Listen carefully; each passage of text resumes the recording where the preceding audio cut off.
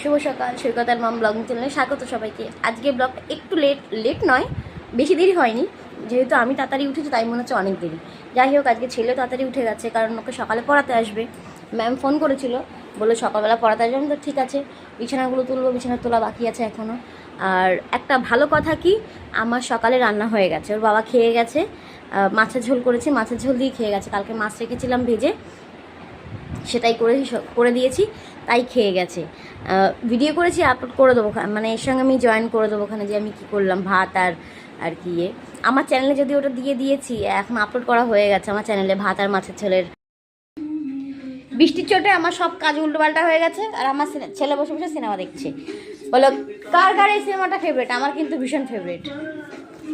টুবি টুবি জবি টুবি রাচ্ছে কেউ পাগল স্টুপিড মান।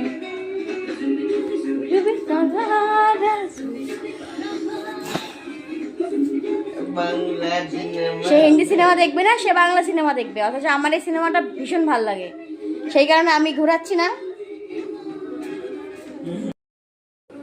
স্নান টান কমপ্লিট, আজকে যা বৃষ্টি হলো, স্নান হয়ে গেছে, যে পুজো দেওয়া হয়ে গেছে। এখন যাই, এটাকে খাওয়াবো। আর দুপুরে কী আছে তোমাদের অবশ্যই দেখাবো, কি কি আছে আজকে দুপুরে। নিজে রান্না করেছি অল্প কিছু, তবে তরকারি পেয়েছি।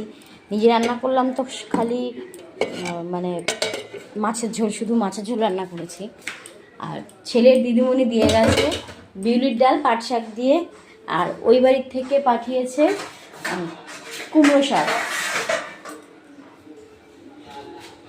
আগের দিন কাল নিশ্চয়জন এসেছিল।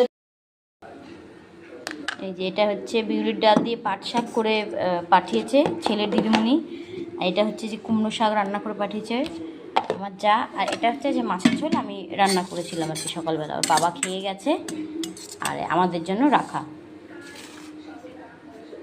ছেলের জন্য ভাত বেড়ে ফেলেছি।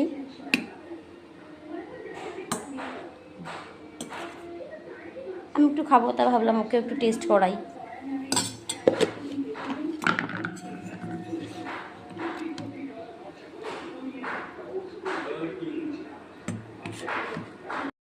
ছেলের থালা রেডি হয়ে গেছে, এখন ওকে খাওয়াবো।